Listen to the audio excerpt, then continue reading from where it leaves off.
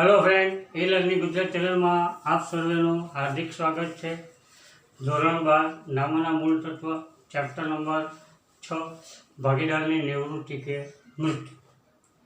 હવે નંબર 2 પર જઈએ કે જ્યારે ચાલુ રહેતા ભાગીદારોને થતા લાભનો ભાગ, બરાબર, લાભનો ભાગ આપેલો હોય ત્યારે નવો ભાગ એટલે લાભ થાય અને લાભ પછી એ નવો ભાગનું જોઈ લઈએ કે ભાઈ જૂનો ભાગ વત્તા લાભ, બરાબર। આ સૂત્ર તમારે યાદ રાખવાનું છે કે ભાઈ નવો ભાગ શું છે, લાભ આપેલો છે તો જૂના ભાગની અંદર આ લાભ તમે પ્લસ કરી દો એટલે તમારો શું બની જાય, નવો ભાગ બની જાય છે। તો ઉદાહરણ 3 જોઈએ।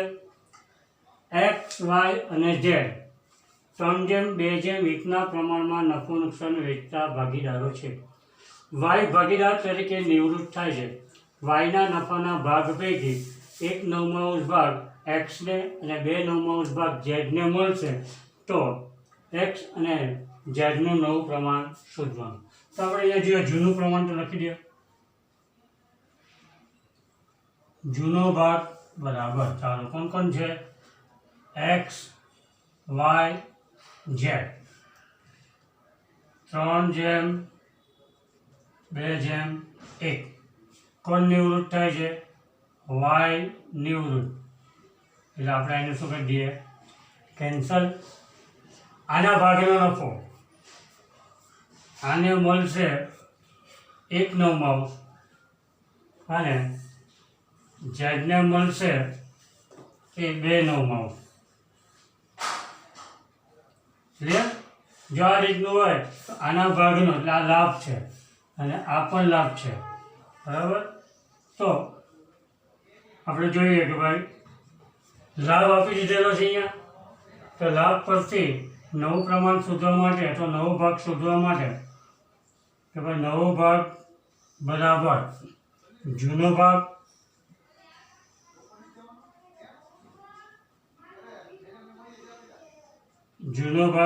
વત્તા લાભ।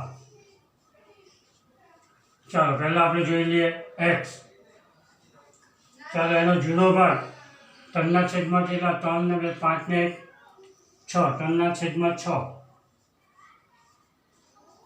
વત્તા લાભ એનો આવશે 1/9। ચાલો લસા કેટલો લેવો પડશે, 18, તો કે 18 લસા લઈ લઈએ, આને 3 વડે આને 2 વડે, 3 9, 2 એકા 2 એટલે આવશે 11/18। ચાલો વાયનો જોઈ લઈએ, વાયનો જૂનો ઝેડનું જૂનો, ઝેડનો જૂનો ભાગ બરાબર 1/6 વત્તા એ લાભ છે 2/9 એટલે 18 લસા આવશે, આને 3 વડે આને 2 વડે, કે 3 એકા 3, 2 દુ 4 એટલે આવશે 7/18। તો નવું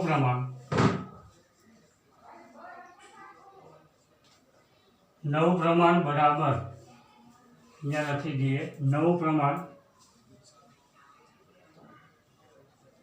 ચાલો હવે કોણ કોણ રહેશે, એક્સ અને ઝેડ 11/18 અને 7/18 બરાબર 11/7, આ નવું પ્રમાણ થાય। ધ્યાન રાખજો વિદ્યાર્થી મિત્રો કે જે નિવૃત્ત થતો ભાગીદાર છે એના ભાગનો નફો આને 1/9 ભાગ મળશે અને 2/9 ભાગ મળે, એનો મતલબ થાય કે આ તમને આપેલો છે લાભ।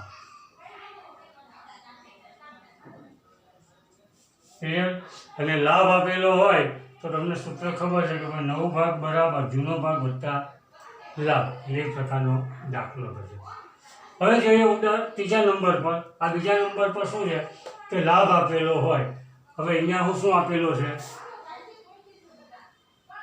લાભનું પ્રમાણ આપેલું હશે।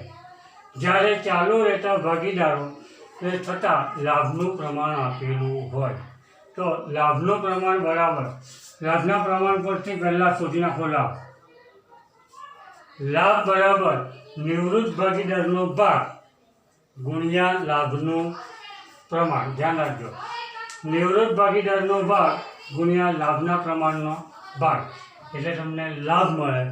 અને લાભ પરથી તમને કે નવો ભાગ બરાબર જૂનો ભાગ વત્તા લાભ થઈ જાય. તો અહીંયા ઉદાહરણ 4 જોઈએ.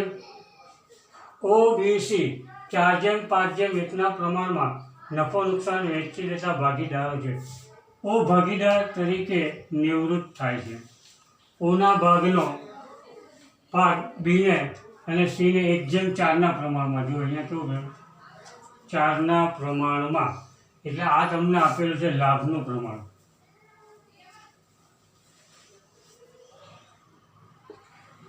બરાબર.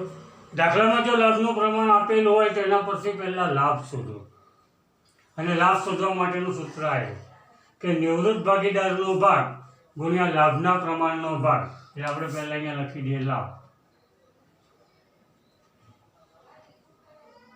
નિવૃત્ત ભાગીદારનો ભાગ ગુણ્યા લાભના પ્રમાણનો ભાગ. લાભના પ્રમાણનો ભાગ. બરાબર. તેમાં આપણે પહેલાં લખી દઈએ કે બી. ચાલો, નિવૃત્ત ભાગીદારનો ભાગ કેટલો આવશે? નિવૃત્ત ભાગીદાર કોણ? ઓ, એટલે એનો ભાગ આવશે 4/10. 4 ને 5 9 ને 1 10. 4/10 ગુણ્યા 1/5 લેવાનો. બરાબર. નિવૃત્ત ભાગીદારનો ભાગ 4/10 અને લાભના પ્રમાણનો ભાગ એના ભાગમાં આવશે 1/5 આવશે. બરાબર. તો ઉપરનો ગુણાકાર, નીચેનો ગુણાકાર કરી દઈએ 4/50.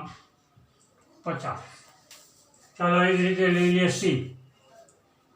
4/10 નિવૃત્ત ભાગીદારનો ભાગ ગુણ્યા એનો ભાગ આવશે પ્રમાણ 4/5 એટલે 4 ચોક 16.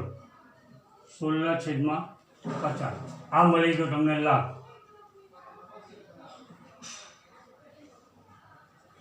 તો નવું પ્રમાણ બરાબર જૂનો ભાગ વત્તા લાભ. બરાબર. તો પહેલાં જોઈએ બી. બીનો જૂનો ભાગ એટલા આવશે 5/10 વત્તા એનો લાભ છે 4/50. ચાલો 50 લસા. આને 5 વડે, આને 1 વડે. પાછું 25 4 એકા 4 29/50. ચાલો હવે લઈએ ત્રીજો કોણ છે સી. એનો જૂનો ભાગ 1/10 વત્તા લાભ છે 16/50. આને 5 વડે, આને 1 વડે. તો કે 5 વત્તા 16/50 બરાબર 21/50. તો નવું પ્રમાણ જોજો. નવું પ્રમાણ બરાબર બી અને સી. બી જેમ સી એટલે 29/50 જેમ 21/50. 29/21. અહીંયા તમને શું આપેલું છે? લાભનું પ્રમાણ. જો લાભનું પ્રમાણ હોય તો તમારે આ સૂત્ર યાદ રાખવાનું છે. લાભ બરાબર નિવૃત્ત ભાગીદારનો ભાગ ગુણ્યા લાભના પ્રમાણનો ભાગ. ક્લિયર? તો એ લાભ મળી જાય. લાભ મળી ગયા પછી નવું પ્રમાણ શોધવા માટે જૂનું પ્રમાણ વત્તા લાભ થાય. બરાબર. તો એના જેવો સેમ દાખલો આ છે. પણ અહીંયા એ જે પ્રમાણ આપેલું છે એ જુદું જુદું છે. એટલે આપણે પહેલાં છેદ સરખા કરીશું. તે પહેલાં આપણે દાખલો વાંચી લઈએ. P, Q અને R 1/4, 1/7 અને 5/12 પ્રમાણમાં નફો નુકસાન વેચતા ભાગીદારો છે. Q નિવૃત્ત થાય છે. Qના ભાગનો ભાગ P અને R 2/3ના પ્રમાણમાં 2/1ના એટલે શું આવ્યું? લાભનું પ્રમાણ લાભનું પ્રમાણ એટલે સેમ 8 પ્રકારનો દાખલો થઈ જવાનો છે. બરાબર. લેવાનું નક્કી કરું. પી અને આરનું નવું પ્રમાણ શોધો. તો પહેલાં આપણે છેદ સરખા કરીને નવું પ્રમાણ લઈ લઈએ. તો કે નવું પ્રમાણ બરાબર કોણ છે? પી ક્યુ આર. 1/4, 1/3, 1/12. ચાલો 12 વસા એટલે આને 3 વડે, આને 4 વડે, આને 1 વડે. 3 એકા 3, 4 એકા 4 અને 1 એકા 1. 3/4/1 થશે. 1/4, 1/3 અને 5/12. એટલે અહીંયા આવશે તમારે 5. એટલે 4/3 આ 12 સરવાળો થઈ જવો છે. 3 + 4 તો 12. ચાલો હવે થઈ ગયું સેમ. હવે સેમ આ રીતની આકૃતિ તમારી થઈ જશે. ચાલો તો કે અહીંયા લાભનું પ્રમાણ તમને આપેલું છે. તો પહેલાં લાભ શોધી કાઢીએ. લાભ બરાબર શું છે? નિવૃત્ત ભાગીદારનો ભાગ. નિવૃત્ત ભાગીદારનો ભાગ ગુણ્યા આયરો લાભના પ્રમાણનો ભાગ. લાભના પ્રમાણનો ભાગ. ક્લિયર? ચાલો કોણ નિવૃત્ત થાય છે? ક્યુ નિવૃત્ત થાય છે. આપણે પી લઈ લઈએ. તો કે પીનો લાભ બરાબર. ચાલો નિવૃત્ત ભાગીદારનો ભાગ એટલે આ આવશે 4/5 ગુણ્યા. ચાલો હવે લાભનું પ્રમાણનો ભાગ એટલે 2/3 આવશે. તો કે 2/3. નિવૃત્ત ભાગીદાર ક્યુ નિવૃત્ત થાય છે. બરાબર. ક્યુનો ભાગ કેટલો આવશે? 4. 4/12 ગુણ્યા લાભનું પ્રમાણ કેટલું છે? 2/3. ઉપરનો ગુણાકાર, નીચેનો ગુણાકાર. 4 × 8 અને 12 × 36. હવે જોઈએ કોનો આવશે? આર. નિવૃત્ત ભાગીદારનો ભાગ 4/12 ગુણ્યા એનું ત્યાગનું પ્રમાણ કેટલું આવશે? 1/3. તો કે 4 એકા 4, 12 × 36. આ તમને મળી ગયો લાભ. ચાલો લાભ પછીનો છે નવું પ્રમાણ શોધવા માટેનું. કે નવો ભાગ બરાબર જૂનો ભાગ વત્તા લાભ. ચાલો પીનો જૂનો ભાગ 3/12 વત્તા લાભ છે 8/36. ચાલો 36 લસા લઈએ. આને 3 વડે, આને 1 વડે. તો કે 3 × 9 વત્તા 8 એકા 8, 8 ને 9 17/36. ચાલો હવે કોનું લઈએ? આરનો જૂનો ભાગ 5/12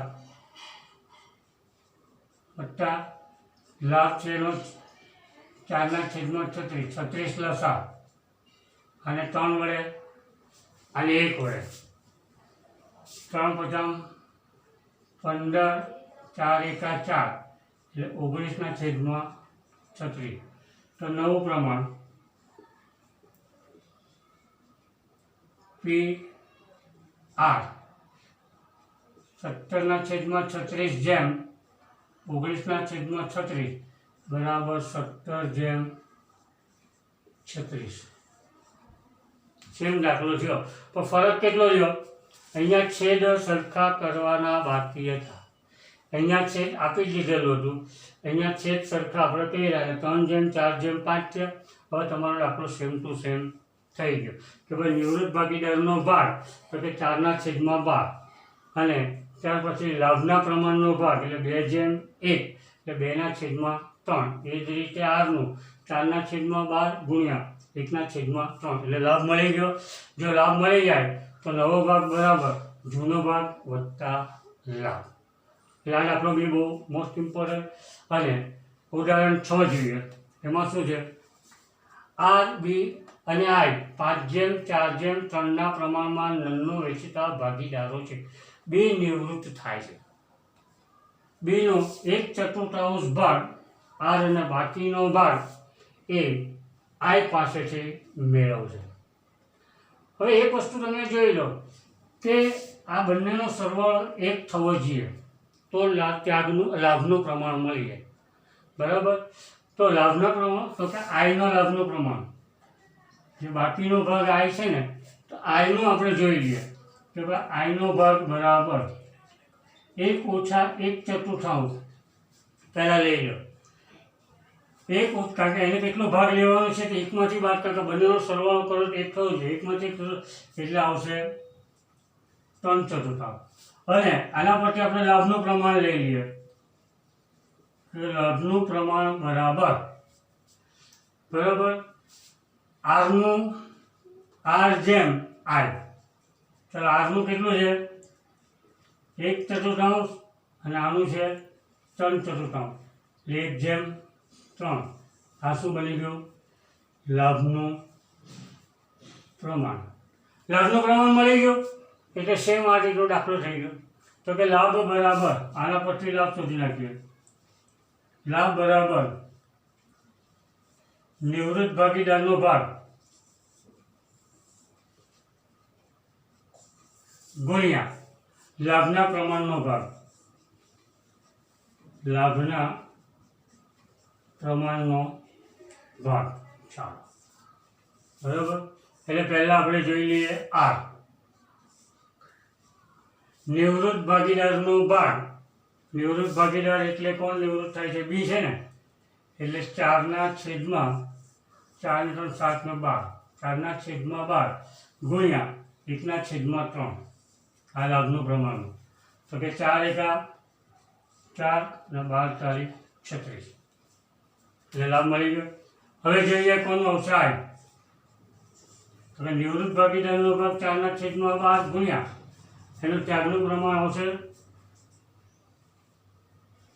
1/4 આવશે ને. નિવૃત્ત લાભનું પ્રમાણ 1/4 આવશે. તો 1/4 છે એટલે 12 ચોકને 1/4 4 × 4 અને 12 ચોકને 48 આવશે. ચાલો હવે 4/12 ગુણ્યા 3/4 કે 4 તારીખ 12 અને 12 ચોક 48. હવે જોઈએ કે ભાઈ નવો ભાગ. નવો ભાગ બરાબર જૂનો ભાગ વત્તા લાભ આર. ચાલો એનો આરનો જૂનો ભાગ કેટલો આવશે? 5/12 વત્તા લાભ છે 4/48. 48 લસા આને 4 વડે અને 1 વડે તો કે 5 ચોક 20 અને 4 એકા 4 એટલે 24/48. હવે જોઈએ આઈ. એનો જૂનો ભાગ તો કે આઈનો જૂનો ભાગ આવશે 3/12 વત્તા 12/48. ચાલો આને 4 વડે અને 1 વડે તો કે 12 વત્તા 12/48 એટલે 24/48. તો નવું પ્રમાણ બરાબર કોણ વધે છે? આર અને આઈ. 24/48 જેમ 24/48 બરાબર 1/1 નવું પ્રમાણ થાય.